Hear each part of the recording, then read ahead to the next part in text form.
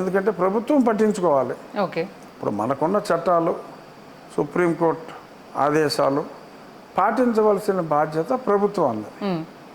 ఓట్ల కోసం మరెందుకైనా, ఈ ప్రభుత్వం అంటలే, ఏ ప్రభుత్వం అయినా కూడా ఓట్ల కోసమో మరెందుకోసమైనా సరే ప్రభుత్వం చర్యలు తీసుకోలేని పక్షంలో న్యాయస్థానాన్ని ఆశ్రయించడం మించి ఇంకొకటి లేదు.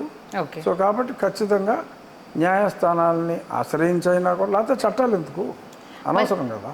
మీరు చేసేది మంచి ఆలోచనే సార్, కాదని అనట్లా. అంటే మనం తీసేసే ముందు వాళ్ళకు నోటీసులు ఇవ్వడం కావచ్చు, దీనికి మీరన్నా పర్మిషన్ తీసుకున్నారని అడగడం కావచ్చు, మీరన్నా చట్టము న్యాయపరంగానే దాన్ని ఇంప్లిమెంటేషన్ చేశారా, లేకపోతే డైరెక్ట్గా వెళ్ళేసి తీసేసారా? అదే ఇప్పుడు నేను ముందే మీకు స్పష్టంగా చెప్పా, పర్మిషన్ ఇవ్వటానికే లేదు అని అన్నప్పుడు ఇంకా పర్మిషన్ తీసుకుంటూ అక్కడ వస్తుంది.